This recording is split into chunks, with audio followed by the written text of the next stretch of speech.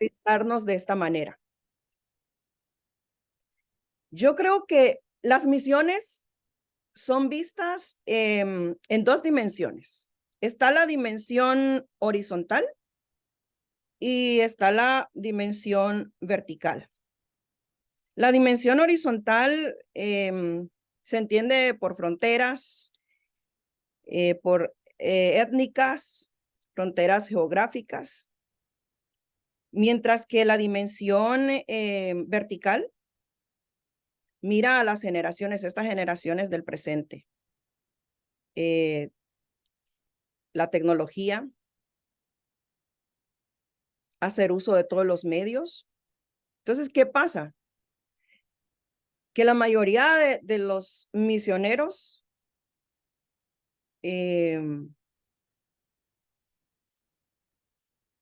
quizás de nuestro entorno, de nuestras ciudades, mira las misiones desde el contexto, desde la dimensión horizontal y no vertical.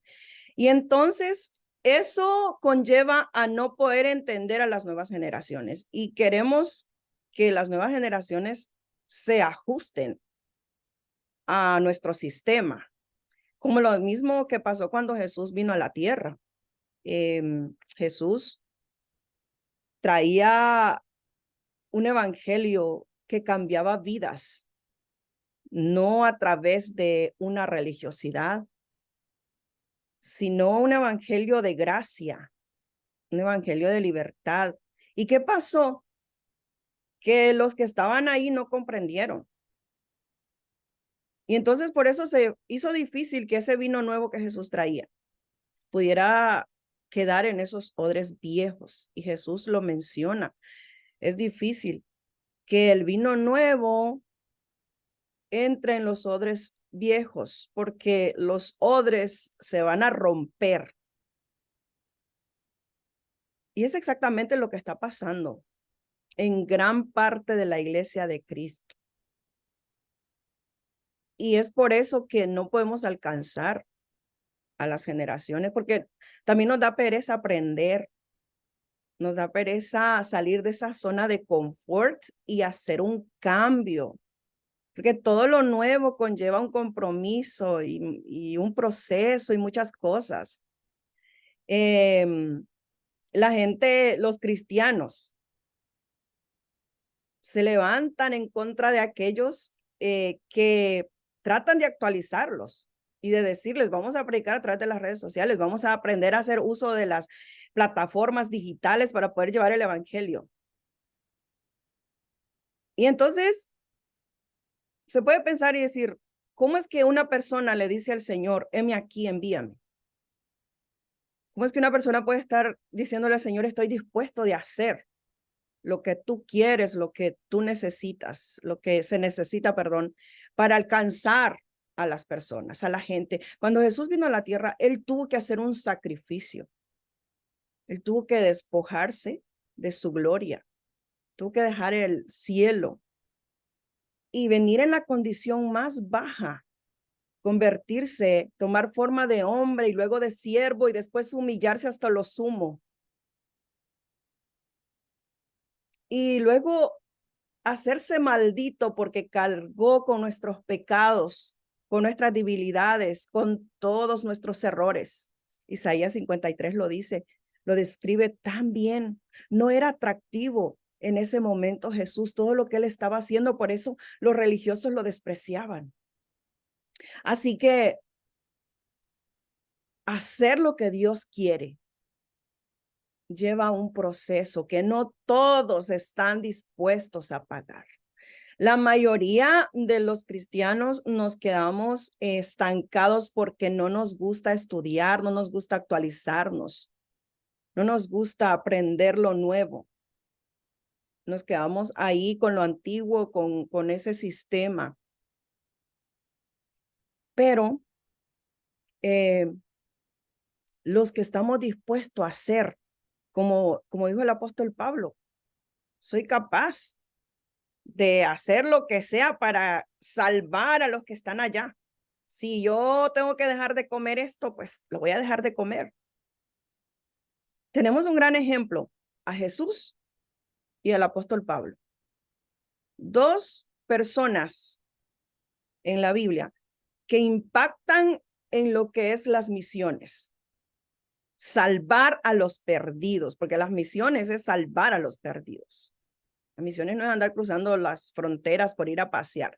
Las misiones es salvar a los perdidos, y desde el momento que comenzamos a predicar en la plataforma y empezamos a predicarle a un vecino y comenzamos a compartir en las redes sociales un versículo bíblico y empezamos a enviarle, no sé, a nuestros familiares que no conocen a Cristo, comenzamos a enviarle un versículo. Desde ese momento estamos haciendo misiones.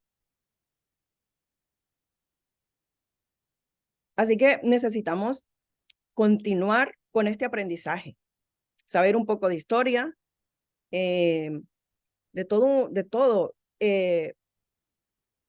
alistarnos para salir a la guerra, a pelear, a quitarle las almas a Satanás, porque ahora, en este tiempo, yo la próxima clase, les había dicho que hoy les iba a hablar de las generaciones, pero es la próxima clase que les voy a hablar.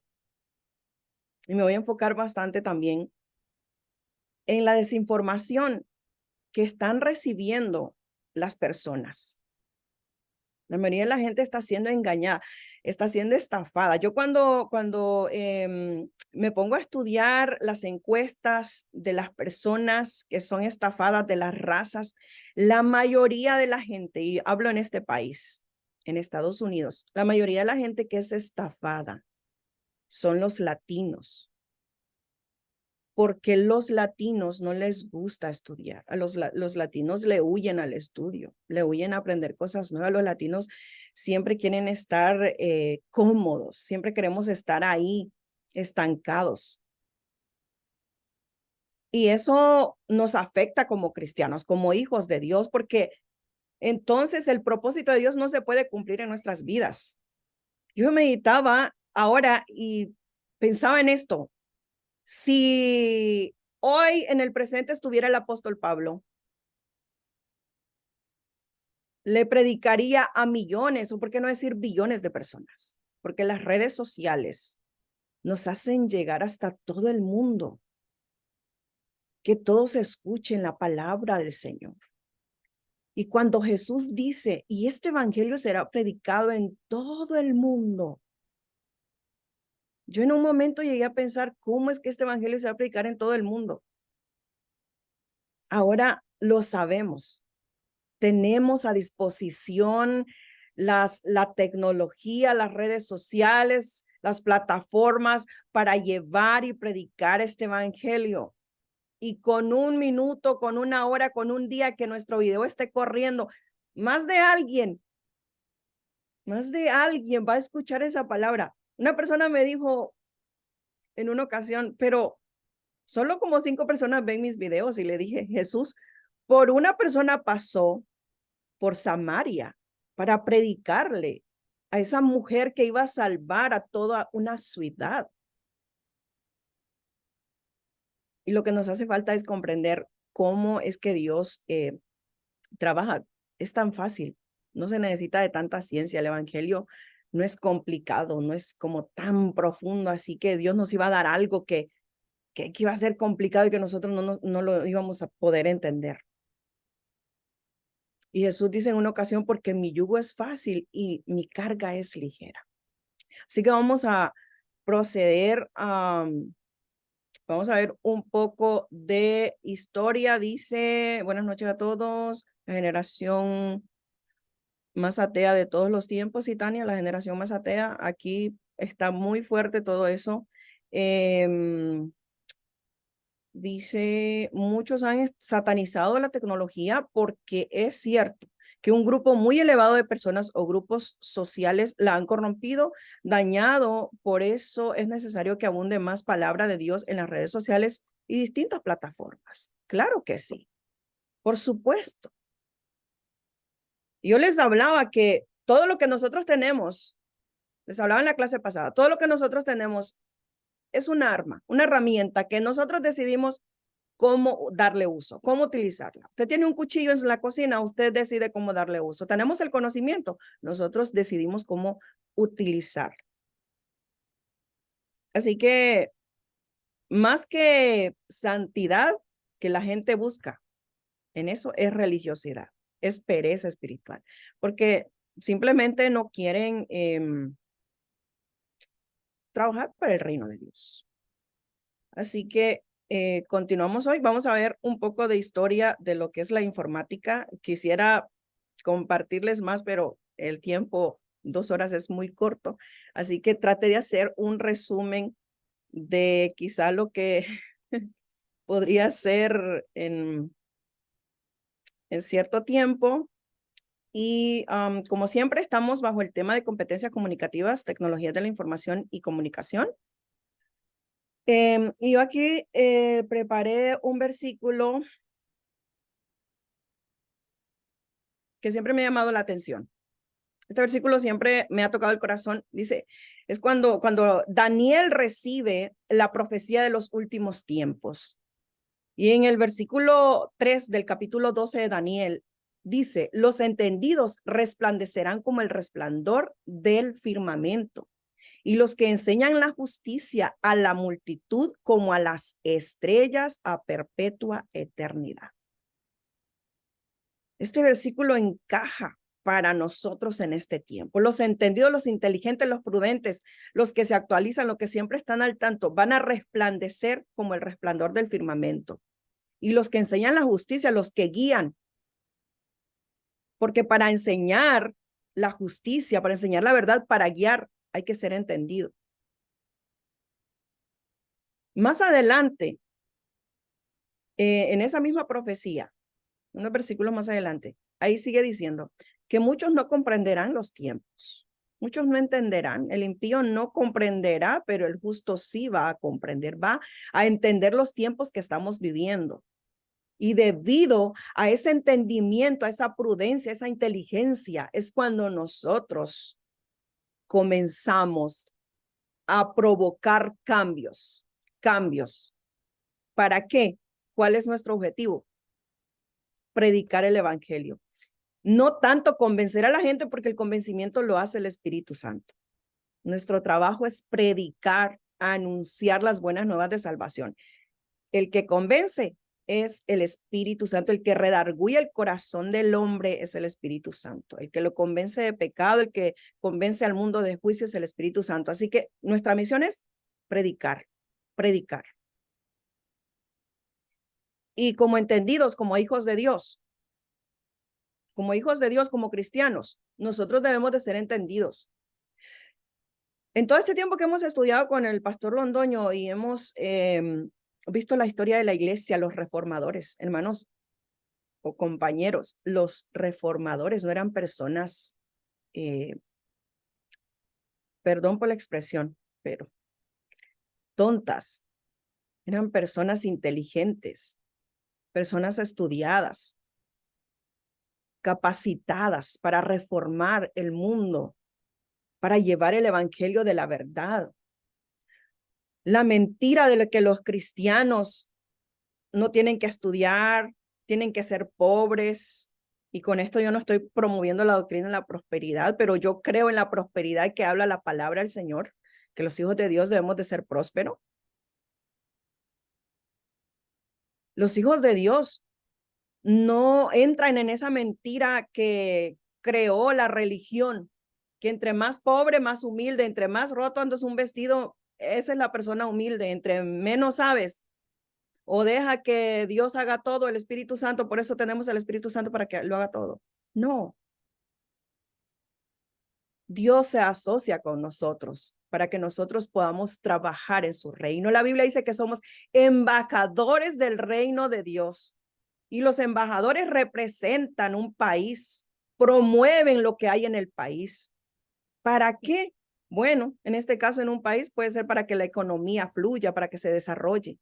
Nosotros como embajadores del reino de Dios representamos a Dios aquí en la tierra, representamos el evangelio de Cristo. y necesitamos ser dignos para no ser reprobados, tal como Pablo le dice a Timoteo. Que use bien la palabra de verdad, que se esfuerce en tener el conocimiento, que se presente como obrero aprobado, que no tiene de qué avergonzarse, que no se avergüenza. Así que gracias a Dios por esta oportunidad que Él nos da de seguir aprendiendo. Y entramos entonces al tema de esta noche, tecnologías de la información y comunicación. Y bueno, voy a darles una corta definición de lo que es TIC y las tecnologías de la información y la comunicación, como en las siglas en español, se le conoce como TIC, T-I-C.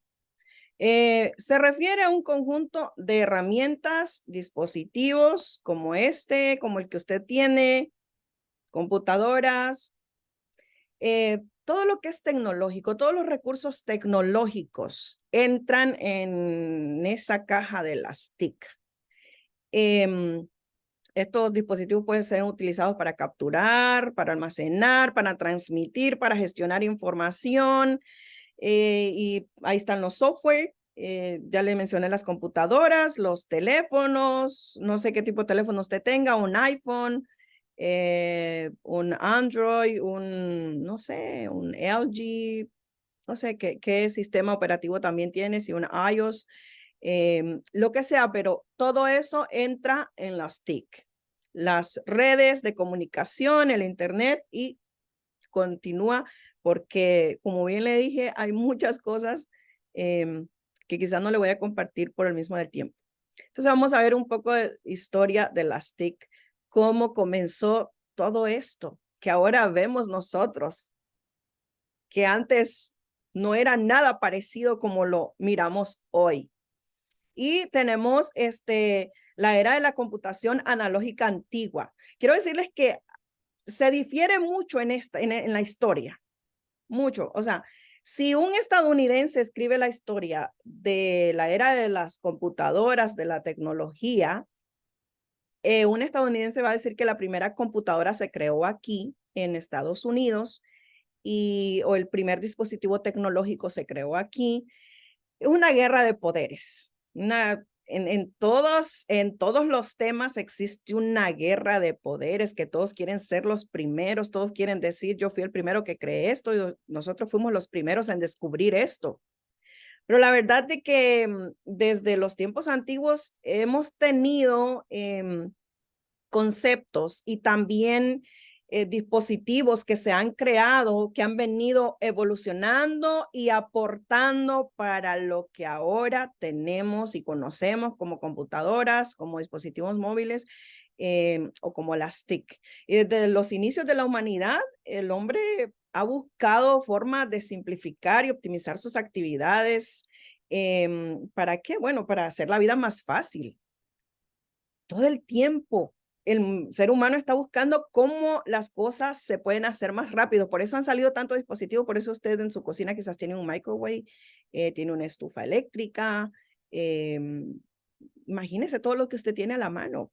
Tiene un teléfono, ahora ya no necesita enviar un fax, enviar un telegrama, ya no necesita salir para ir a dejar un aviso, porque todo lo que se ha ido construyendo, esa base de cómo hacer la vida más práctica, más fácil. Y desde los tiempos antiguos, el hombre ha venido buscando esto. Y se data de que las primeras computadoras fueron creadas hace más de 2000 años. Y aunque en aquel entonces eran dispositivos muy sencillos, o sea, con el paso del tiempo han venido avanzando, han tenido un avance, han venido evolucionando. Hasta convertirse en cifrados, en dispositivos de los que ahora miramos. Claro, desde un punto de vista moderno, por ejemplo, si usted nunca ha visto lo que le voy a mostrar hoy, su concepto quizá va a ser, no, eso no se parece a una computadora. Eso no se parece a un dispositivo tecnológico. Pero realmente, desde los tiempos antiguos, esto se ha venido creando y evolucionando con el pensamiento de que la gente tenga la vida más fácil. Desde el punto moderno, vuelvo a repetir, podemos ver que esas no encajan en lo que nosotros podemos llamar computadoras avanzadas, porque pues difícilmente vamos a percibirlo. Pero los que estudian la informática, sí, lo entienden y lo comprenden, que son dispositivos móviles, que esto ha contribuido en mucho y que ha sido la base para lo que ahora tenemos. Y bueno, quiero leerles esto. La computación y por tanto las ciencias de la computación tienen su origen en el cálculo, es decir, en la preocupación del ser humano por encontrar maneras de realizar operaciones matemáticas, ¿ok? De forma cada vez más rápido y más fácilmente. Pronto se vio que con la ayuda de aparatos y máquinas, las operaciones podían realizarse de forma más rápida y automática. Entonces aquí tenemos un dispositivo, un primer dispositivo. Y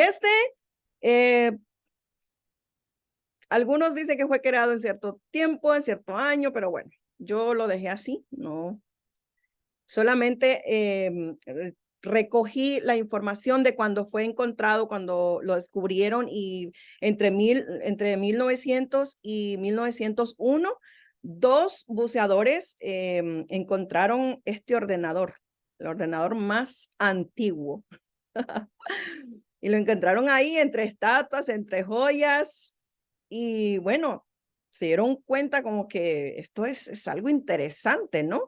Y en 1959, Derek Price analizó detalladamente este dispositivo y descubrió que el mecanismo o este artefacto que usted está viendo aquí se utilizaba para predecir la posición de las estrellas según la época del año en la que estaban. O sea, la estación. Las estaciones, por ejemplo, aquí en Estados Unidos tenemos 4 estaciones. Ahora estamos en otoño. Luego llegará el invierno. Vendrá primavera y verano. Así que vivimos las 4 estaciones. Entonces, este dispositivo era utilizado para saber, para predecir cuál era la posición de las estrellas según esa época que estaban pasando en el año. Y si nosotros lo queremos ver de esta forma, como yo se lo voy a poner, era como un Google Maps de hoy en día, o como un mapa celeste, pero en el siglo III antes de Cristo. Así. Para ellos era muy avanzado este dispositivo. Aquí yo le dejo un link en esta llavecita que está de colores degradados. Hay un link que si usted le hace clic, lo va a llevar a que usted conozca más datos sobre este dispositivo. Este dispositivo se llama mecanismo de anticítera. Ok, me cuesta pronunciarlo en español porque es un poco complicado. Mecanismo de anticítera. Y lo que descubrieron los estudiosos es que pues esto no dejaba de ser una computadora mecánica que ahorraba a los navegantes tener decenas de cálculo. Y como ya le dije, todo esto se ha creado para que la vida sea más simple, más práctica, más rápida, más sencilla. Así que les facilitaba la navegación, les facilitaba la vida, les facilitaba las estaciones del año, les facilitaba la época, como ahora usted tiene la aplicación del tiempo en su teléfono, en su computadora, en las Smart TV, ya traen las aplicaciones del tiempo, y estoy hablando del clima. Y usted dice, ¿cómo va a estar hoy? ¿Soleado? ¿Va a llover? ¿No va a llover?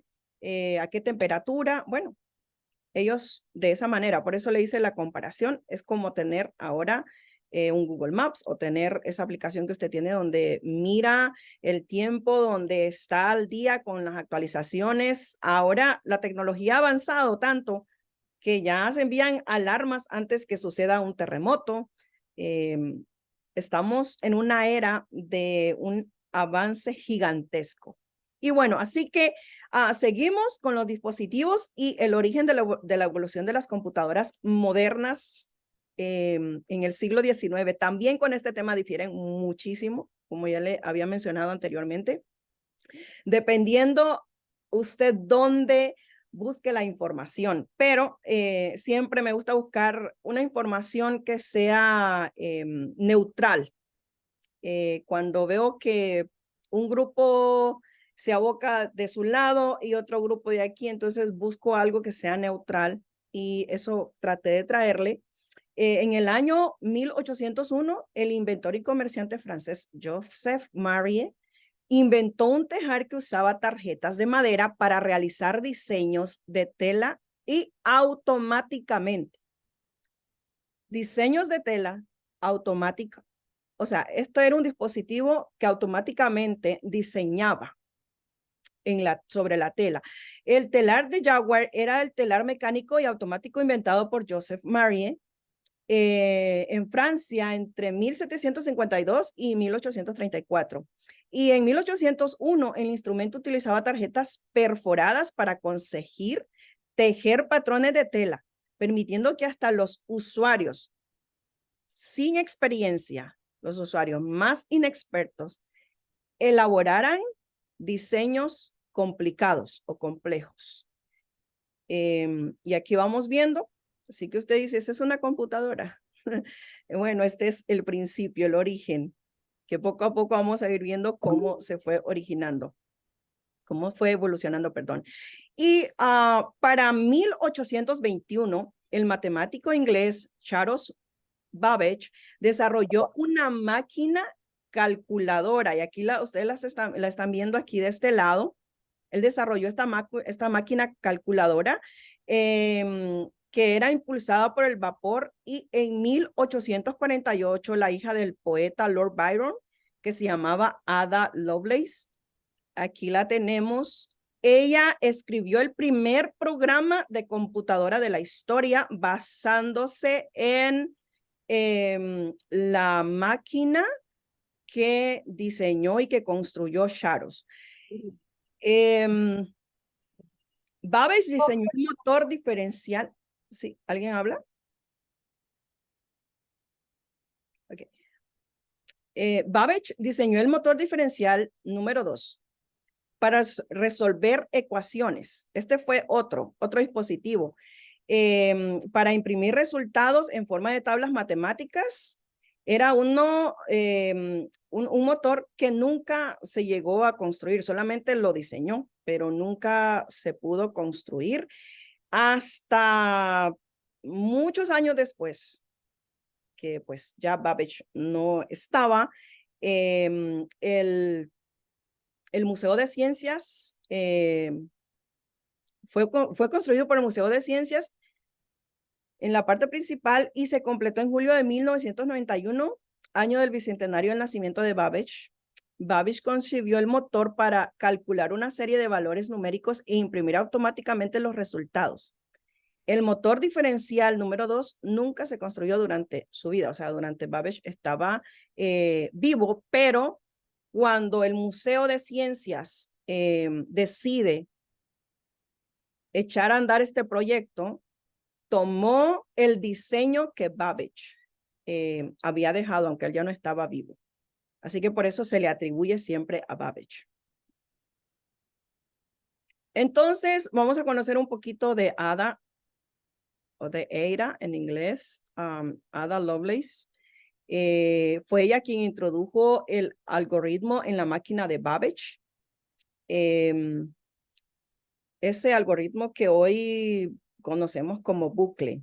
Bueno, los que saben un poquito de informática lo van a entender. Ya les voy a enseñar un poco para que ustedes aprendan cómo es que estos dispositivos trabajan. Entonces, ¿qué pasa? Que cada año, a partir desde el 2009, cada segundo martes del mes de octubre se celebra el Día de Ada Lovelace.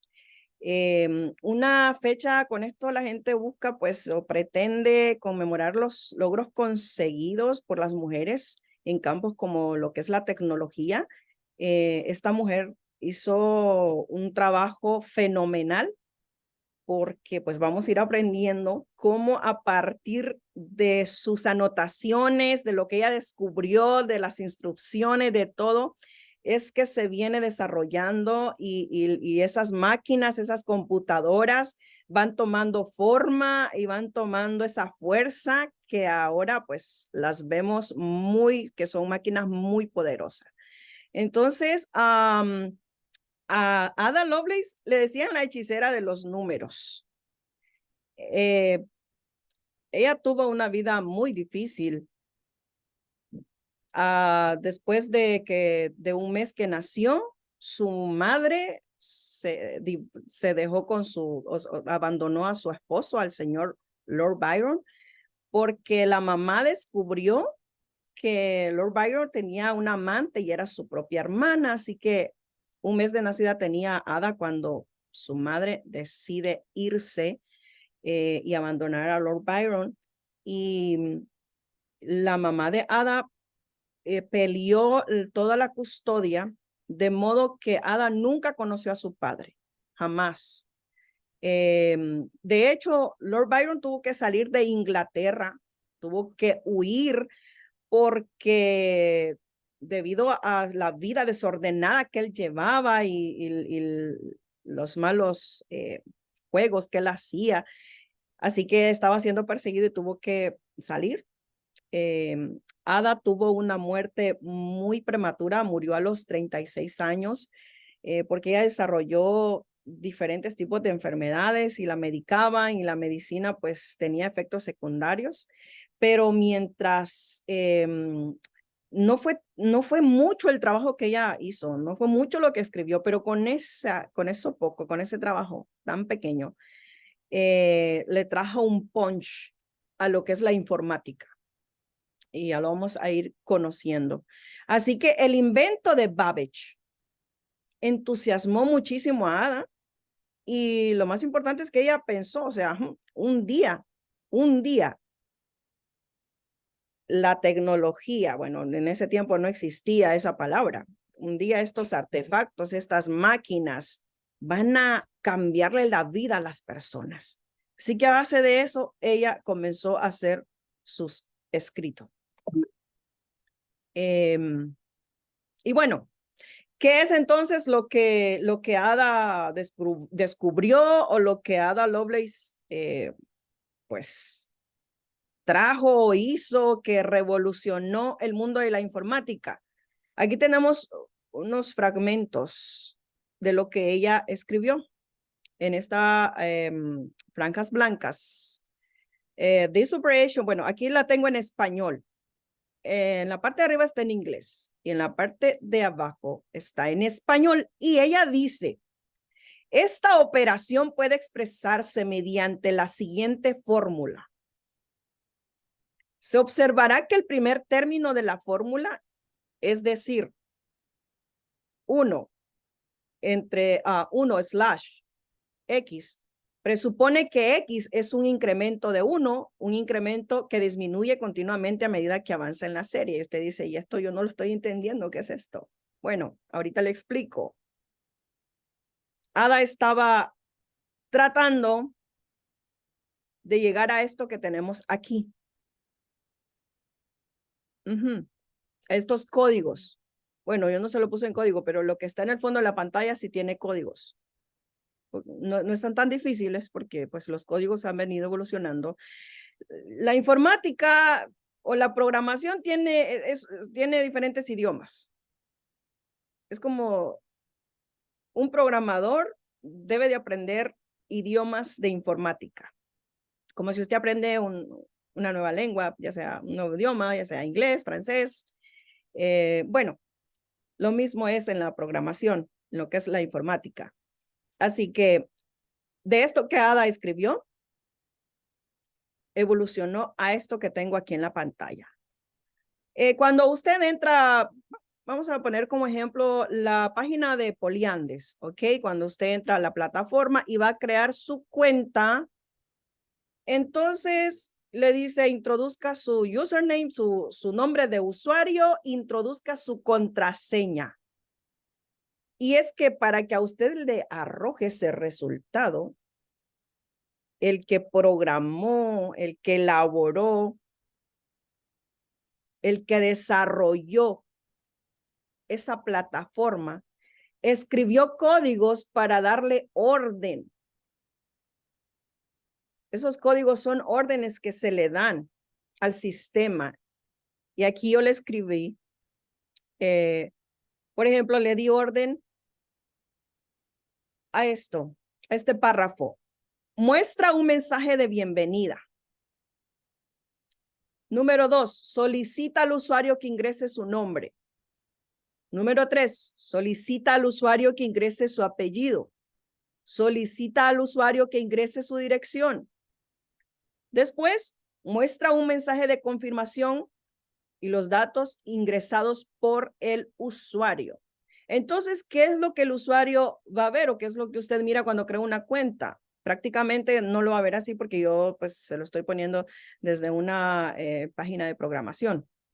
Usted va a ver, bienvenido al proceso de creación de cuenta. Por favor, ingrese su nombre. Usted pone Juan. Por favor, ingrese su apellido. Usted pone Pérez.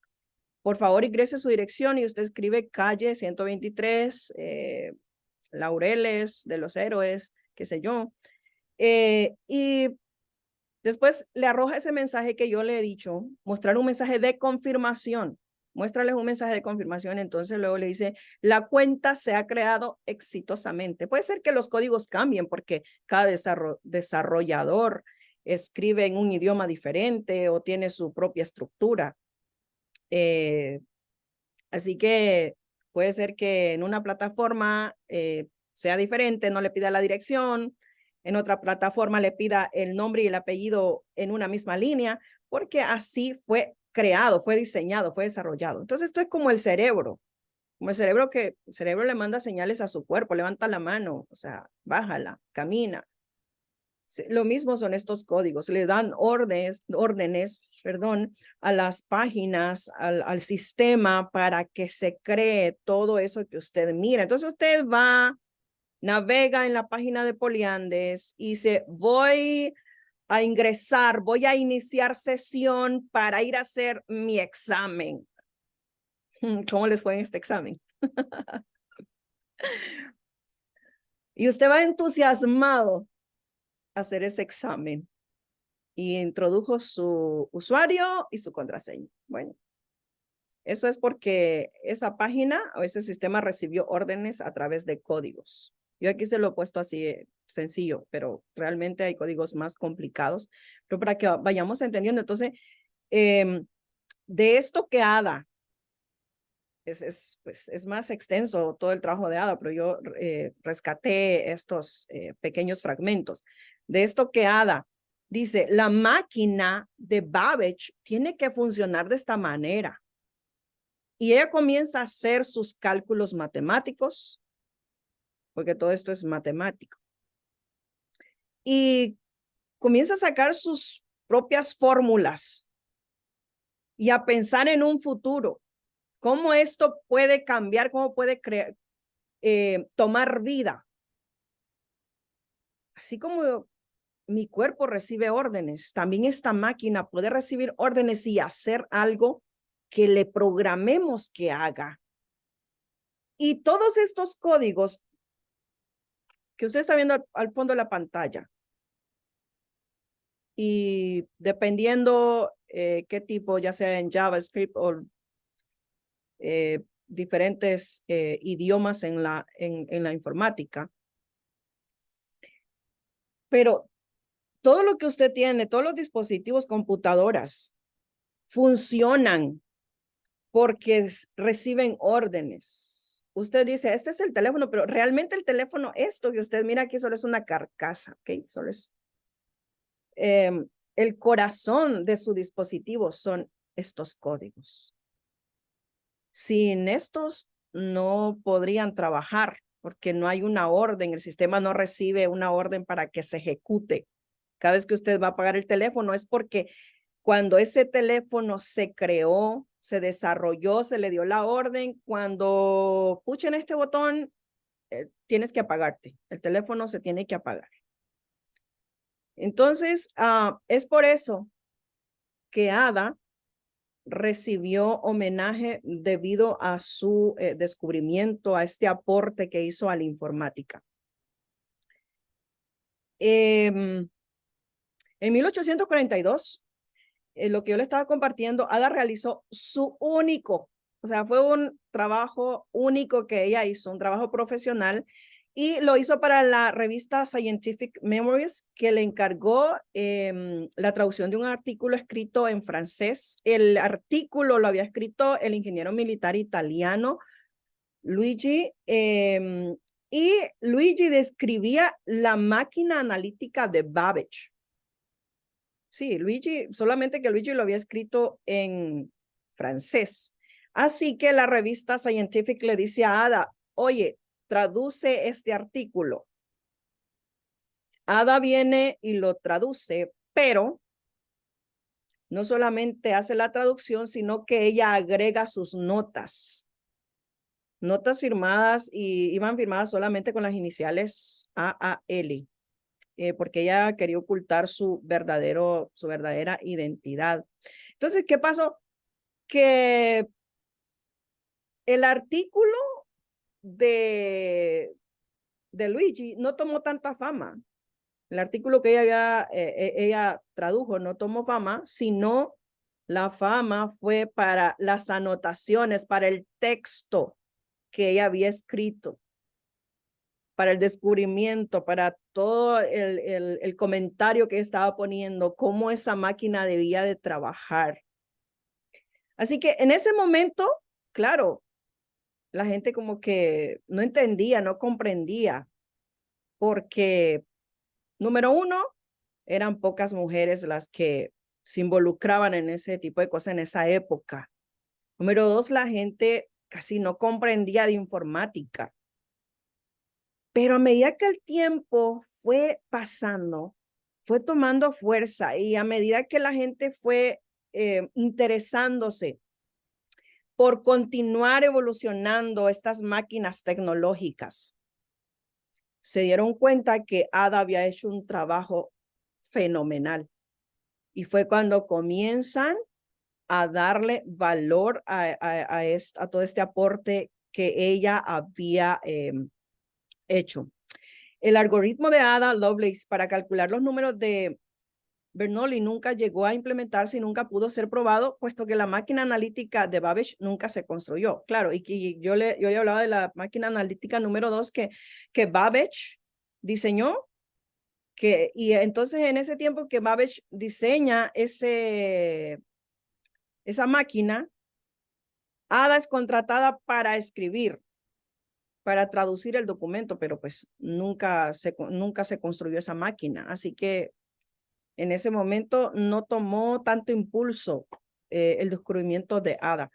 Pero a medida que pasó el tiempo, y ahí dice, tuvieron que pasar casi 100 años hasta que un ingeniero estadounidense y pionero en el campo de la informática llamado Howard Aiken diseñara un ordenador electromagnético muy estrechamente ligado con el trabajo de Babbage sobre la máquina analítica. El aparato de Aiken fue financiado por IBM, construido en 1944 y conocido como Mark I. Que es ahí cuando muchos dicen que la computadora, la primera computadora se creó en Estados Unidos o se desarrolló en Estados Unidos. Muchos dicen que es la Mark I, que es la ENIAC 1, y hay mucha diferencia de opiniones. Pero de que si bien es cierto, es que Aiken le dio un punch a las anotaciones de Ada Lovelace. Y a base de eso, él comienza a trabajar y a desarrollar. Entonces, continuamos. Y aquí tenemos a Per George y a Edvard Ellos son más conocidos por crear el primer motor diferencial operativo y comercialmente accesible para las personas. Después de hacer una exposición universal en París en 1855, la versión mejor y más grande se convirtió en la primera calculadora de impresión comercializada y se entregó en 1857. Y mire que él aprendió a calcular las tablas matemáticas utilizando el método de las diferencias, mientras traducía el popular libro de Charles Babbage. Él aprendió eso mientras traducía el libro de Charles Babbage. Se interesó y comenzó a analizar lo mismo que pasó con Ada. Así que Babbage también aportó muchísimo a lo que es la informática, la tecnología. En 1853, el inventor sueco Per George y su hijo Edvard diseñaron la primera calculadora de impresión del mundo. Y aquí tenemos esa calculadora. Las máquinas antes eran enormes, eran grandes, eran máquinas gigantescas, nada comparado con lo que ahora tenemos. En 1890, Hermann diseñó un sistema de tarjetas perforadas para ayudar a calcular el censo de Estados Unidos. Ese sistema le ahorró al gobierno alrededor de $5 millones y años de cálculos manuales. Bueno, aquí se hace el census y siempre, yo creo que en todos los países se lleva a cabo eso. Así que para 1890, Hermann diseña este sistema de tarjetas perforadas. Y aquí vamos viendo cómo va evolucionando, cómo van tomando forma las computadoras y todo parte desde una idea, desde algo que se originó. Hermann es ampliamente considerado como el padre de la computación automática moderna. Y esta consideración lo hacen los estadounidenses, porque si usted estudia desde el punto de vista de los rusos, ellos le van a dar un punto de vista más neutral. Si estudia desde el punto de vista de los ingleses, le van a dar otro punto de vista. Así que los estadounidenses consideran a Hermann, como pues el padre de la computación automática moderna.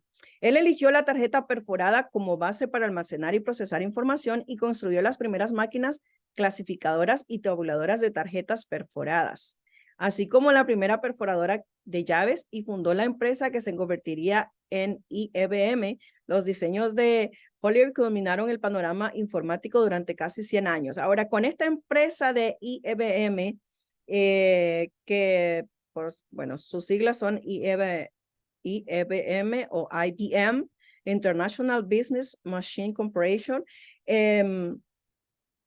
Muchos difieren también porque dice que Hermann solamente puso la idea, pero que realmente no fue él el que fundó la empresa.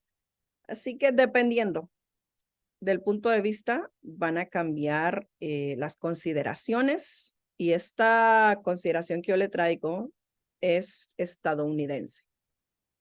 Pero vuelvo a repetirle, si usted estudia desde el punto de vista, desde el enfoque ruso, desde el enfoque chino, desde el enfoque italiano, desde el enfoque inglés, va a tener un punto de vista totalmente diferente. Y es bueno que nosotros hagamos eso, porque eso nos lleva a tener un poco más de conocimiento en todos los temas que nosotros estudiemos. Es bueno hacer eso. Y por ello hemos estado aprendiendo el pensamiento crítico, hemos aprendido la hermenéutica y seguimos estudiando la hermenéutica, ¿ya?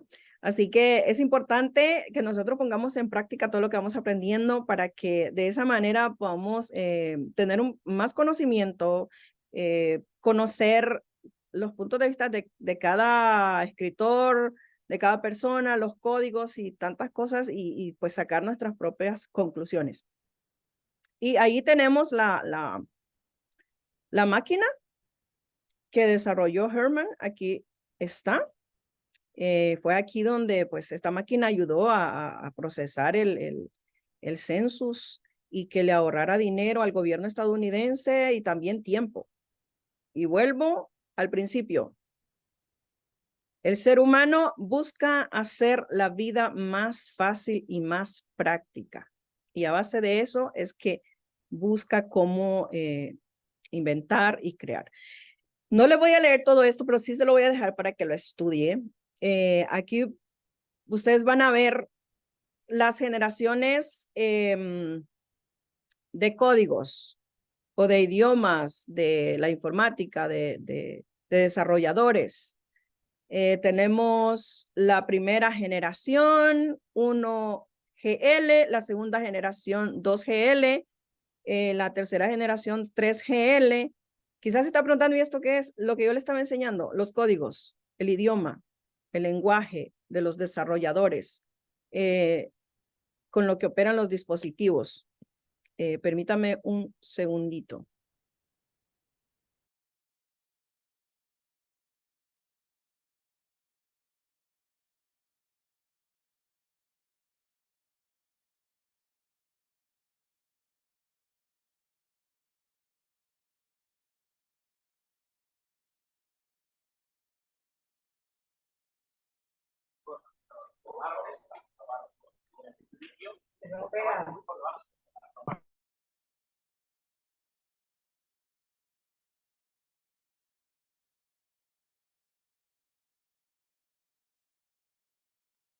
Ok, se me estaba descargando la computadora.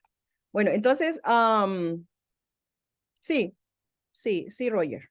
Idioma binario. Y es así como ha venido evolucionando. Si ustedes le pueden hacer un zoom cuando estén viendo la pantalla, van a poder ver que pues hay cosas que no se entienden, pero a medida ha venido evolucionando, pues ha venido cambiando, tanto como evolucionan los códigos, entonces el sistema se hace más avanzado. Y la tercera generación, 3GL, la cuarta generación, 4GL y la quinta generación, 5GL, que es en esta quinta generación en la que ahora estamos, que es más entendible. Se le llama lenguaje natural, pues porque ya es como que se asemeja y ya nosotros lo podemos comprender un poco más, ya no es como tan difícil, ¿ya? Como los primeros códigos es como cuando uno se pone a estudiar el chino mandarín, o esos idiomas que parece que no son letras, sino ganchitos. Bueno, pero ya en la quinta generación podemos ver algo que ya nosotros podemos comprender, lo percibimos mejor, lo comprendemos de una manera más clara. Pues si a usted le interesa desarrollar un día una aplicación, bueno, estos idiomas hay que aprenderlos. Entonces, nos vamos con la evolución de las computadoras durante el siglo XX. Evolución de las computadoras durante el siglo XX.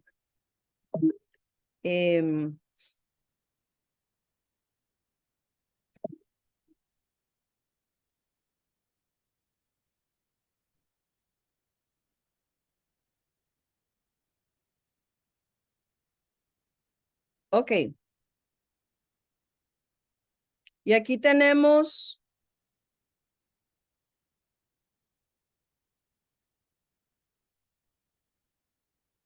a Werner Bosch. Él construye el analizador diferencial. Aquí donde estoy poniendo el cursor. El analizador diferencial, la primera computadora analógica y mecánica. Y usted la está viendo hasta aquí abajo donde pongo el cursor, en la parte inferior de la pantalla. Es una máquina grande, muy grande. Si usted la puede percibir ahí, se mira que está demasiado grande la máquina como para considerar que es una computadora. Oiga, si la computadora que yo tengo es muy pequeña, es diminuta. Si las computadoras ahora son un móvil, ahora los móviles operan y pueden hacer, o sea, lo que hacen las computadoras. Tienen una interfaz terrible. Pero la computadora diferencial que construye Bosch es esta.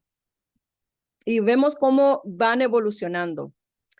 Durante esa misma década, en 1936, el científico matemático Alan Turing presenta un artículo llamado Sobre los números, con una aplicación al problema de la decisión. Y el concepto fundamental de lo que es una computadora parte de las ideas de Turing. Este es un concepto o opinión de los estadounidenses. El concepto fundamental de lo que es una computadora parte de las ideas de Turing. Ellos dicen, no, porque fue Turing, de ahí tiene ese concepto. ¿Y por qué traigo el punto de vista de cada persona? Este punto de vista aquí es neutral, de un país que escribe y lo hace de una manera neutral. Escribió lo de Barney Bush, mientras que el de Turing lo escribe un estadounidense, y él dice, es Turing el que inventa, el que nos trae el concepto de una computadora, de lo que es una computadora. Así que cada máquina que se fue construyendo ha formado parte de la tecnología y ha sido una pieza importante para que nosotros podamos hoy disfrutar de lo que hoy tenemos, de lo que ahora tenemos. Un año más tarde, en 1937, el profesor de física y matemáticas de la Universidad Estatal de Iowa, John Vincent, propone crear la primera computadora completamente eléctrica. Esta es una computadora eléctrica y aquí estamos viendo la medida de la computadora, totalmente diferente ya a las computadoras, como no es como la que creó Bosch, que era enorme. Turing, ya él crea algo más pequeño, mientras que John Vincent, pues él dice, no, hay que crear una computadora eléctrica, hay que evolucionar, hay que seguir pensando en mejorar la vida. Y entonces continuamos. En 1941, el inventor e ingeniero alemán Conrad termina el C3, la primera computadora digital de la historia. ¿Ok? Casi la mayoría de los escritores opinan lo mismo sobre Conrad, que él fue uno de los que trajo un avance en lo que fue las computadoras. Lo leí con los estadounidenses, lo he aprendido desde el punto de vista de otros países y comparten la misma opinión, el mismo punto de vista que este hombre, Conrad, dio un paso muy avanzado a lo que era la computadora. Así que crean la primera computadora electrónica y en 1949 un equipo de la Universidad de Cambridge crearon la computadora, la primera computadora práctica, programada y que almacenaba, no como lo podemos percibir desde nuestro punto de vista moderno, pero para ese tiempo era un avance gigantesco, un paso muy grande, un descubrimiento que, wow, asombroso. Era muy provechoso, o sea, les ahorraba tiempo, les ahorraba complicaciones. Entonces, tenemos que un poquito retroceder el tiempo para poder comprender esto, o sea, cómo ha venido avanzando. Grace Hopper desarrolló el primer lenguaje de programación en 1953 llamado COBOL. Y en 1954, programadores de IBM publicaron un artículo que describe su propio lenguaje de programación llamado Fortran. Y son los mismos lenguajes de programación que le he venido enseñando. Y aquí ella está, y al final del background de ella, del fondo, pues ahí estamos viendo el lenguaje de programación. El ratoncito, el mouse, el ratoncito que usted tiene ahí para navegar, ya sea que use el de su laptop, de su portátil que viene, no sé, ahí integrada en la computadora, o que use un mouse externo, tiene la misma función. Hay muchas personas que se sienten más cómodas usando el mouse externo, aunque usen la laptop. Pero ¿quién fue el que inventó el ratoncito? Bueno, fue Douglas. Él inventó ese ratoncito. Y aquí a la izquierda, de su lado izquierdo, creo, la pantalla, usted está viendo el primer mouse que se creó, primer ratoncito, para complementar la computadora, porque ahora si no tenemos un mouse, nos frustramos, no sabríamos cómo utilizar una computadora, porque estamos acostumbrados, ya nacimos como en esa era de utilizar el ratoncito. Así que él dice, vamos a darle más forma a la computadora. Esto necesita algo como para manejarse, ¿no? O sea, es como un auto sin volante. No tendría sentido ya para nuestro punto de vista. Y entonces él crea el ratoncito, dice, en cualquier esquina de la casa cabe, sí, Roger, en cualquier esquina, en la cocina, se come el queso. Cuando empezaron los estudios computacionales en mi ciudad, me metieron a una escuela, recuerdo el Lotus 1, 2, 3, Quick Basic, en locura para mí. Ok, sí, sí, Tania, eso enloquece. Enloquece, pero después ayuda. En un futuro, todo, yo soy una persona que digo, todo lo que aprendo me va a ayudar. Así sea que cuando lo estoy aprendiendo es como que no tiene sentido. O sea, ¿para qué me va a ayudar? No sé si alguien se hizo la pregunta, ¿para qué me va a ayudar una raíz cuadrada si nunca la voy a utilizar? O se ha preguntado, bueno, pensándolo bien, nunca he utilizado la raíz cuadrada. Muchas personas se preguntan lo mismo, pero va a haber un momento en que llega la oportunidad o esa necesidad que hay que poner ese conocimiento en práctica. Así que todo es importante, todo lo que aprendemos. Así que el ratoncito, los de antes, con una bola que se salía el mouse, ok. El álgebra para que te llegue al agua así. Bueno, así que aquí tenemos el que creó el ratoncito, no el ratoncito Pérez, sino el mouse con el que usted se auxilia para navegar y hace tantas cosas y navega y se desplaza. Ya le dije, puede ser que utilice el que trae integrado el laptop o puede ser que usted use uno externo, pero ambos tienen la misma función y la idea fue en la cabeza de Douglas. Él dijo, hay que hacer algo para esta computadora. Y bueno, así que, ¿por qué le puso mouse? Porque la colita, pues se parecía a la colita del ratón. Así que si ustedes se han preguntado por qué le llaman mouse, bueno, por la colita, por ese cablecito. Por eso le pusieron ratoncito. En 1968, Douglas revela su prototipo de la computadora moderna que incluía un ratón y una interfaz gráfica de usuario. Vamos para adelante. Ahora, ya estamos llegando a nuestra época, a lo que nosotros conocemos más. En 1975, Paul Allen y Bill Gates, ¿cuántos conocen? No quería mencionar el nombre de este sujeto, pero porque el algoritmo de las redes, de las plataformas, está un poquito así como muy sensible. Pero yo creo que todos lo conocemos, ¿no? Todavía está vivo. Este sujeto todavía vive. El que anda suéter color gris. Yo no sé cómo le llama en su país a la camisa que él carga, pero aquí le llamamos suéter.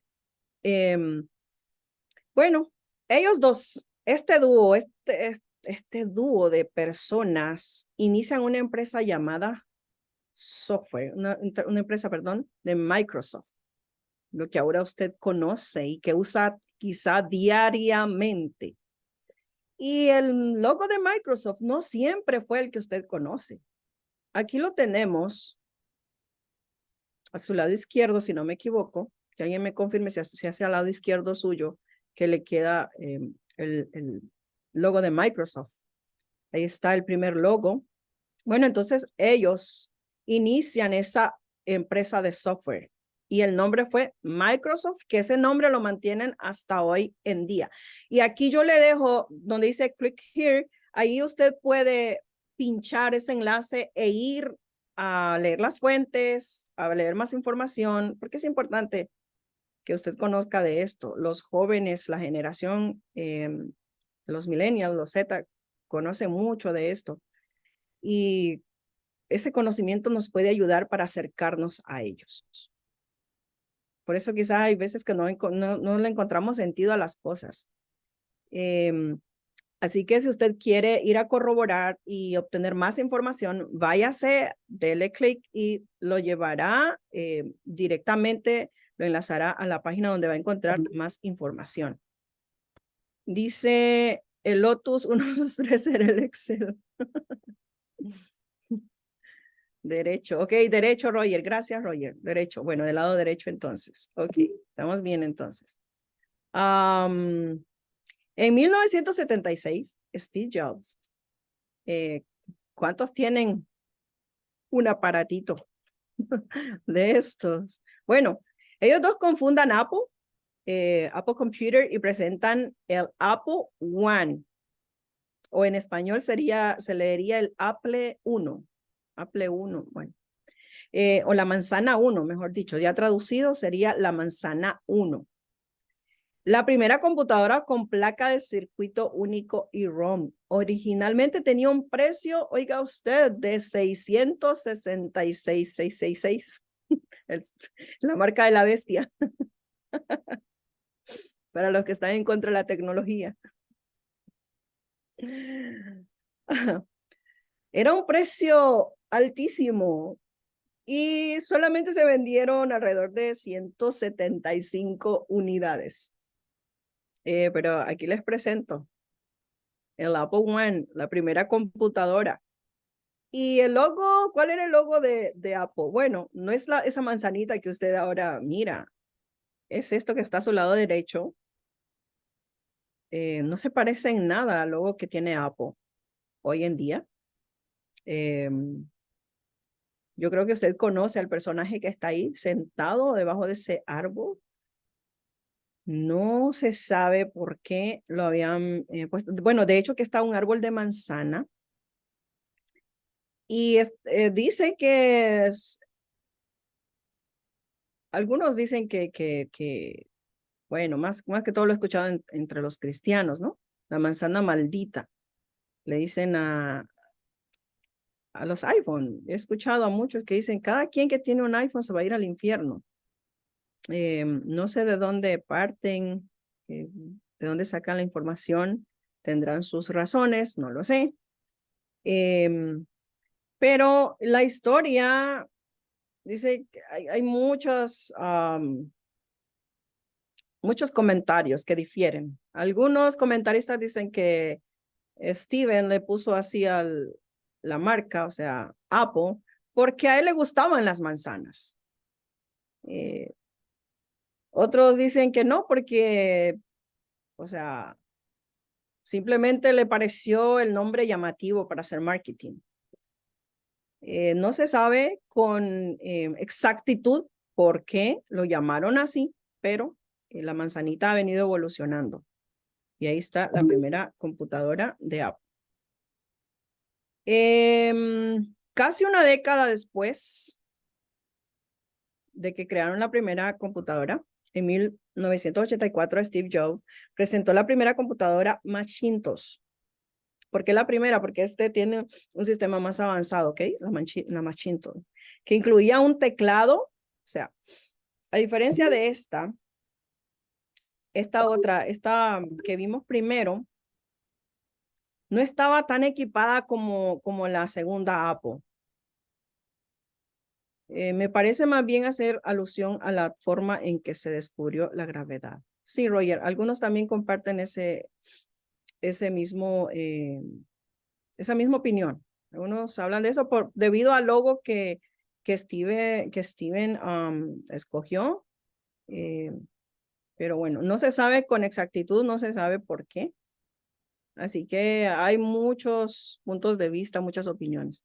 Pero también leí que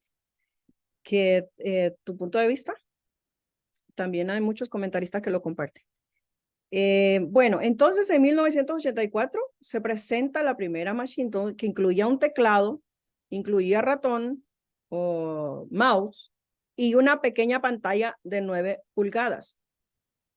Para este entonces, ya estaba como más cómodo, accesible para el público y costaba $2,495.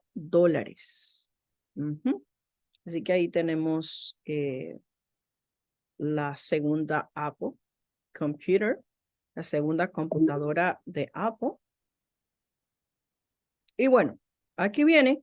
En noviembre de 1985, Microsoft lanza su sistema operativo llamado Windows. ¿Quién no usa Windows? Igual que Apple. Yo creo que la mayoría de las personas usa más Windows, el sistema operativo que tiene.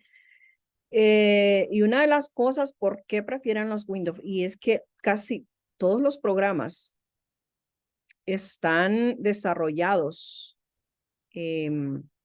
para Windows. Por ejemplo, uno de los programas muy populares que usamos hoy en día, el Microsoft PowerPoint, está hecho específicamente para Windows. En la Mac no da tanto rendimiento como lo da en la Windows. No tiene todas las opciones. No opera de la misma manera como lo hace con Windows. Así que para Windows eso es un paraíso, el Microsoft. Para Mac hay que como que batallar un poquito más. Pero sí, Windows ha sido una máquina muy poderosa. Dice las impresoras que hacían un ruidoso y tenían hoyos a los lados. Bueno, hay cosas que yo no las he visto así físicamente, solo en los museos cuando hemos ido a ver, a conocer, también a través de las fotos, a través de la historia, pero casi nunca he tenido como un artefacto antiguo así como para usarlo, pero sí los he estudiado y me he dado cuenta de las grandes diferencias que existen. Y aquí tenemos cómo en ese tiempo que Microsoft lanza su sistema operativo Windows, pues las revistas comenzaron a anunciarlo, ¿ya? Y así lucían las revistas para ese tiempo, para 1985. Y si usted quiere verificar los datos y obtener más información, haga clic. Ups, lo siento, perdón. Déjeme hacer algo aquí.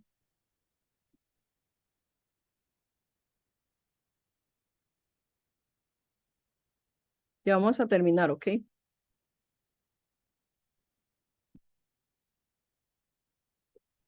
El problema es que pinché sobre el enlace y me llevó hasta allá.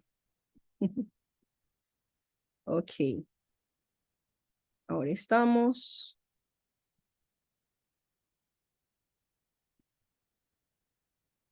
Bien. Entonces continuamos.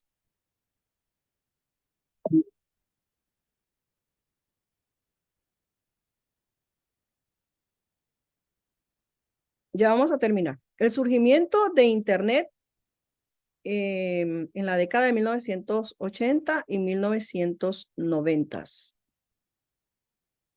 Y donde se te salía el agujero un desastre, dice Celestina. A finales de la década de 1960, con la creación de la red de agencias de proyectos de investigaciones avanzadas financiadas por el Departamento de Defensa de los Estados Unidos, nació el primer prototipo viable de Internet. Se llamaba ARPANET. Y varias computadoras podían comunicarse entre sí en una sola red. Fue en 1960 cuando toma auge. Y aquí, o sea, quiero hacer otra vez énfasis. Cuando usted busca la historia, hay una lucha de poderes porque los estadounidenses dicen, no, nosotros descubrimos esto, nosotros creamos esto, nosotros lo hicimos. Y sí, en gran parte tienen razón, hicieron sus aportes, pero siempre hubieron personas que colaboraron para esto, para hacer este desarrollo, personas extranjeras. Lo otro es que ya vamos a ver que en los navegadores también la gente se pelea, porque ¿quién fue el navegador más, el primero que nació? Todos quieren ser primero, todos quieren decir, yo inventé esto. Pero entonces, ARPANET, ¿qué es ARPANET? Bueno, ARPANET es el surgimiento del Internet, de lo que ahora nos conecta de un dispositivo a otro. O, por ejemplo, lo que ahora ustedes están haciendo, recibiendo esta clase en línea, sin Internet, no lo podríamos hacer. Así que el surgimiento del Internet comienza con ARPANET. ARPANET entregó su primer mensaje el 29 de octubre de 1969 desde una computadora ubicada en la Universidad de California en Los Ángeles a otra en Stanford. Cada computadora era del tamaño de una casa pequeña. Oiga bien, cada computadora era del tamaño de una casa pequeña. Eran grandes las computadoras. Y el primer mensaje era iniciar sesión, solamente eso. Pero cuando el mensaje llegó, la red colapsó. Y en Stanford solo se recibieron las dos primeras palabras. Y aquí yo se las escribí, porque pues el mensaje iba en inglés, login. Pero cuando el mensaje llegó a Stanford, solo recibieron la L y la O, low. Y murió el sistema. Se colapsó, no soportaba. Pero fue un gran paso para lo que ahora nosotros pues tenemos. Aquí está un dibujo original de ARPANET, cómo pues habían diseñado, cómo iba a hacer el proceso. Aquí lo están viendo de ARPA Network, diciembre de 1969, for Node. Y aquí estamos viendo ARPANET al lado derecho, donde estoy poniendo el cursor.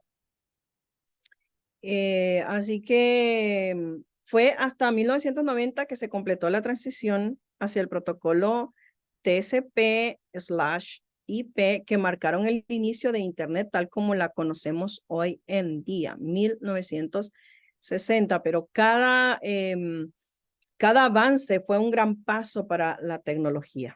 Y ahí ustedes pueden darle lectura a esto. Entonces, surge la World Wide Web. Después de ARPANET, hay un escritor que dice, utiliza el versículo de Génesis, versículo donde dice que y ARPANET estaba sola y vacía hasta que llegó la World Wide Web. Muchos confunden la World Wide Web con el Internet, pero realmente no, la World Wide Web es como más un navegador que Internet. Lo que hizo la web fue darle poder al Internet o a las computadoras para que pudiera hacerse más popular, para que la gente pudiera obtener más acceso, la gente común. Entonces, fue un aporte demasiado importante con la World Wide Web, porque con esto se pudo navegar limitadamente, pues usted se pregunta, ¿y qué es eso? Bueno, es lo que hoy conocemos como la www.y.com.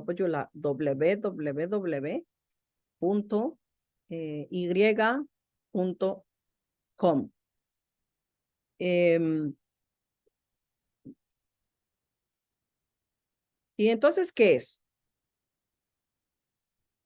En 1990, Tim Berners-Lee inventó la World Wide Web, o WWW, que también es conocida como Nexus, y le dieron el nombre de Nexus porque habían otras cosas ahí, no se querían confundir, que es lo que la mayoría de la gente reconoce hoy en día como Internet.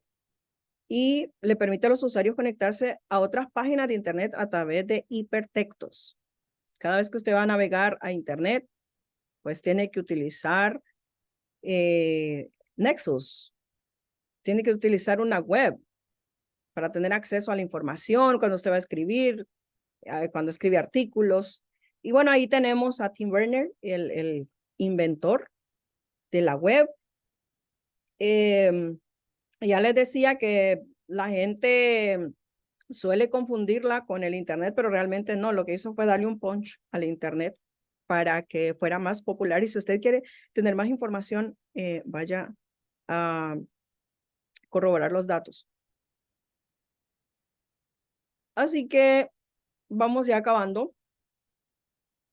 En 1999 se logra un gran avance con la creación del Wi-Fi o Wi-Fi, como pues en la habla, en la lengua de español. Bueno, inicialmente el Wi-Fi cubría 91 metros de distancia. Y entonces, ¿qué significa Wi-Fi?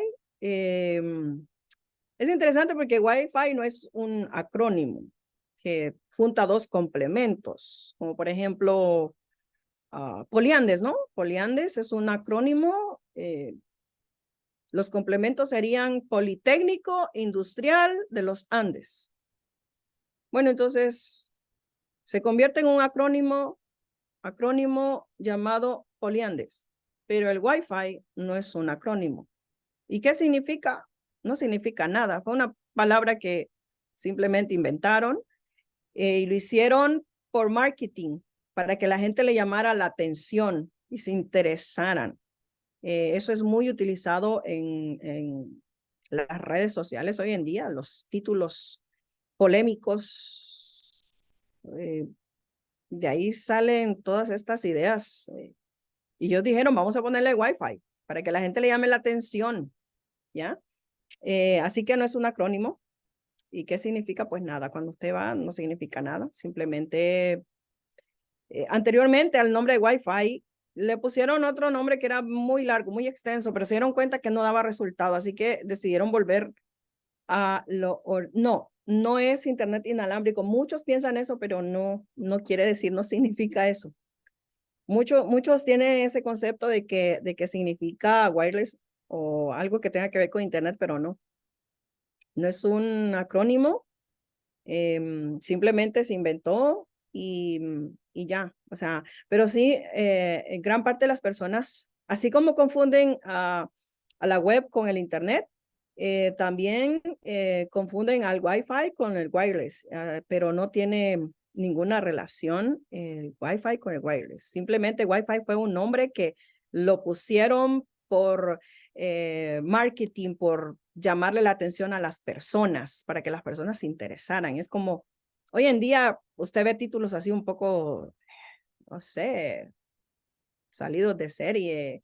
Baje 90 libras en un día solo con esta bebida y la gente, oh, wow, se interesa y va a ver ese video. Son estrategias de marketing. O tantas cosas que salen, ¿no? En el Internet y la gente se interesa. Son estrategias. Entonces, este nombre fue una estrategia de marketing para que ellos pudieran tener, como decimos aquí en nuestro modismo, pudieran tener pegue con el público. Así que vamos a ver un poquito lo que es Wi-Fi. En un nivel básico, Wi-Fi es una forma de hacer llegar Internet de banda ancha a un dispositivo mediante transmisores inalámbricos y señales de radio. Una vez que un transmisor recibe datos de Internet, convierte los datos en una señal de radio que puede ser recibida y leída por dispositivos habilitados para Wi-Fi. Ahorita les muestro. Aquí diseñé un poquito cómo es que funciona el Internet. O sea, hice un resumen y así es como le llega el Internet a usted. El número 1, la información que llega desde Internet al telepuerto es enviada al espacio por la antena, viaja a 36,000 kilómetros hasta llegar al satélite. Traté de utilizar kilómetros porque sé que en Latinoamérica usan ese método. Así que llega al satélite. En el número 2, el satélite gestionario recibe la señal Tengo ahí un error de ortografía. La amplifica para soportar el viaje de vuelta otros 36,000 kilómetros. ¿Ya? Funciona como un espejo. Número 3. Entonces, el satélite lo distribuye para el gateway. Y el gateway baja la señal. Este se encuentra en zonas muy despejadas, para que pueda, pues, enviar los datos, liberarlos y no tener obstáculos. Entonces nos vamos al 4 aquí.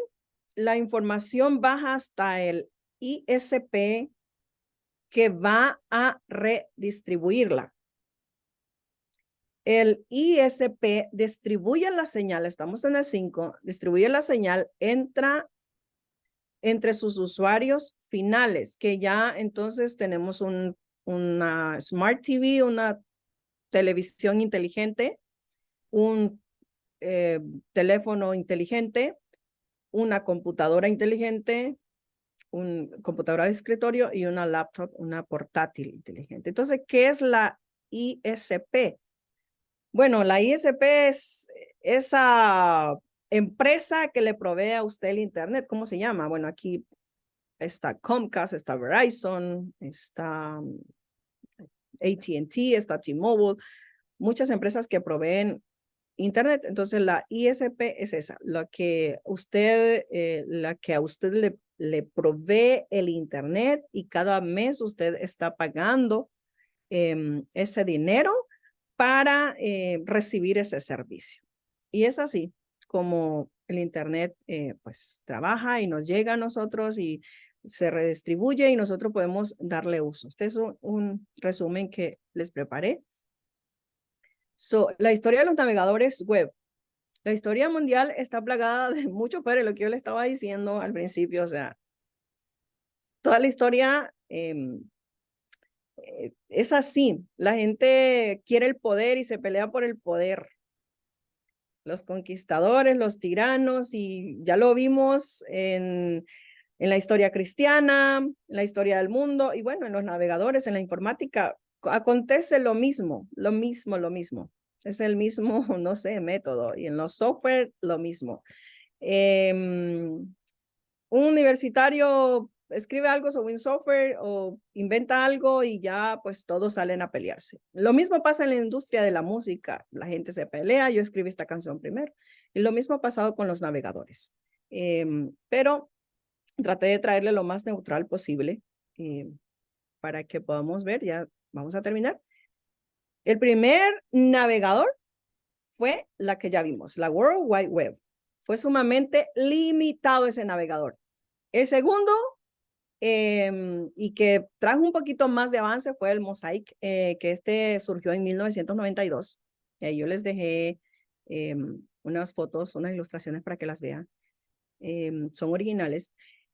Y el gigante del software informático Microsoft obtuvo la licencia del antiguo código Mosaic y creó su propia ventana en la web y la llamó Internet Explorer. Se dice que hubo una guerra entre los dueños de Microsoft y de Mosaic, porque pues habían adquirido los códigos y bueno, ya no pudieron hacer nada, así que nace Microsoft Internet Explorer y ahora tenemos los navegadores modernos, que hay muchos, pero yo le traje estos 5. Tenemos el Mozilla, el Google Chrome, el Microsoft Edge, el Safari, el Opera, y etcétera, etcétera. No sé cuál usted utiliza. Y si quiere saber más información, ya sabe que ahí le dejo los enlaces. Así que la revolución digital, también muchas diferencias. Algunos dicen que la revolución digital comenzó en 1940, otros en 1950, otros en 1960. Pero donde tomó auge fue en el 2000, en la década del 2000, para la actualidad. Tenemos una revolución que no ha parado y sé que desde que llegó el bicho pasado, el que de hace 2 o 3 años vino, como el 2020, pues ha habido una revolución gigantesca y también comenzó una nueva época, un nuevo tiempo. Pero le traje esto a base de la información neutral que recopilé. En la década del 2000 se produjo, pues, hubo una proliferación de teléfonos inteligentes, de televisores, perdón, de computadoras, de cámaras. Todo evolucionó, todo tuvo un giro y muy grande que vino a facilitar la vida. Salieron las refrigeradoras o neveras avanzadas. Hoy en día hay neveras con televisión incluido, con teléfono, con speaker, con todo, una computadora completa. Está el internet en la nevera.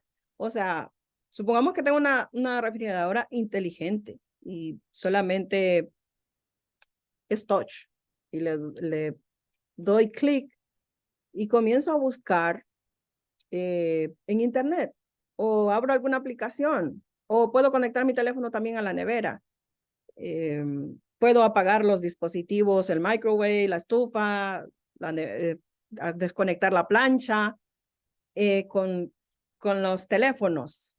Entonces, por eso me centré más en la década del 2000 a la actualidad, porque del 2000 se marcó un nuevo tiempo, una nueva era, una nueva etapa para la tecnología. Tuvo un avance agigantado y desde ese año que yo le estoy hablando, del 2020, si no me equivoco, donde llegó el bicho, pues, esto ha venido más acelerado. Va a ser un tiempo, quizás en unos 10 años vamos a estar hablando de todos los avances que hubieron. En la década del 2010 fue testigo del auge de las redes sociales, la computación en la nube. Antes que alguien le hablara de la nube, nosotros solo pensamos en la nube del cielo, ¿no? Las nubes de los cielos, pero ahora pensamos cuando nos hablan, oh, guárdalo en la nube. Sabemos que es un almacenamiento que hay ahí donde podemos guardar y almacenar. Salió la Big Data, el Internet, avanzó todo, la tecnología y sigue avanzando, sigue continuando y en la próxima clase vamos a ver un poquito más. Ya vamos a salir como de este tema aburrido. Ya van a empezar a trabajar, ¿ok? Así que no se apuren, disfruten ahorita. Así que continuamos para el próximo. Y aquí les dejo un tangente, que no es el tema ahorita, pero bueno. Quiero compartirles este nuevo avance que ha habido, y es un Google Maps del Imperio Romano. 2 universitarios desarrollaron este programa. Le llamaron Google Maps. Bueno, el nombre en sí se llama Orbis. El nombre es Orbis. Y es que usted puede navegar en la antigua Roma. O sea, ¿hasta dónde ha llegado la tecnología ahora? Avanzada. Usted puede leer textualmente ahí cuando descargue el PDF. Hemos tenido un avance extraordinario, porque aquí usted puede navegar en la antigua Roma. Ya le voy a hacer una muestra, aquí ya le voy a mostrar, perdón, de cómo usted puede hacer eso. Ahí está. Aquí le dejo el link para que usted pueda ir y visite la página. Y aquí usted pone donde dice from, bueno, de hecho usted puede traducir. Ahora el internet ha avanzado tanto que tiene el traductor. Si usted quiere traducir una página en, no sé, qué sé yo, en arameo, bueno, en arameo no. Si la quiere traducir de chino al español o del inglés al español, del inglés al chino, y ahí está esas partes de la tecnología que nos ayudan. Así que si no le entiende, no le comprende, pues puede hacer la traducción. Donde dice from, usted escribe el lugar donde va a partir. Por ejemplo, Cartago. ¿Para dónde? Bueno, para Corintios. Un ejemplo. Este es un ejemplo que le estoy poniendo.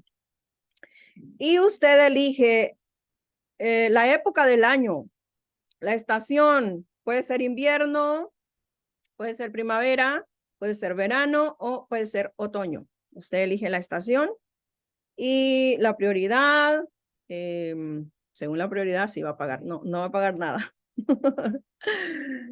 Y quiere utilizar, es como un Google Maps, ¿ok? Como un Google Maps. Esto es fascinante, en serio que yo me quedé como, wow, asombrada. Estaba compartiendo con otra persona y digo, qué interesante es esto, porque todo lo que nos interesa y estamos interesados en el estudio de la historia, ¿no? De la iglesia o lo que queramos saber, pues ahí tenemos esto a disposición. Y aquí usted configura todo lo que quiere, por dónde, si por el mar, si terrestre, si quiere en autobús, en carro, caminando, para medir distancia. Y ya entonces le va a tirar el resultado. Puede comenzar a navegar. Así que esto es un comercial no pagado. Ahí se los dejo para que usted pueda. Esto se lo voy a dejar para que usted lo lea. Le hablé de las computadoras Etnia y de la Mark I, de la Harvard, pero para que usted le dé lectura, lo dejé de último porque hay mucha controversia con este tema en las computadoras de Estados Unidos. Y ahí está la computadora ENIAC, que es por la que más se pelea Estados Unidos, que dice que ellos lo crearon, que ellos fueron los que hicieron la primera computadora y cosas así. Bueno, así que hemos llegado al final. No sé si hay alguien, el de la ola no lo había visto. Ah, ok. El de la ola creo que es ¿cuál será? ¿El Explorer? ¿Internet Explorer? Creo que sí. No sé si alguien tiene alguna pregunta. Nadie. Bueno.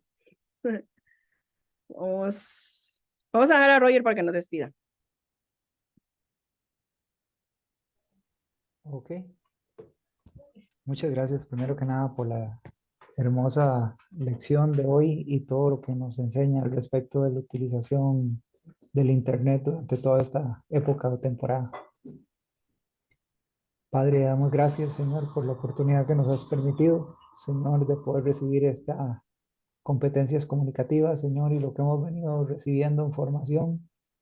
Padre, gracias por la profesora Dios que hoy se ha esforzado también para transmitir todos estos conocimientos a nosotros. Dios, permite que sea una herramienta tecnológica en nuestras manos y que pueda ser de mucha utilidad, ensanchamiento, extensión y alargue del reino a través de ministros cada vez más competentes, afinados y útiles para todo lo que tiene que ver con las labores del ministerio. Padre, en el nombre de Jesús.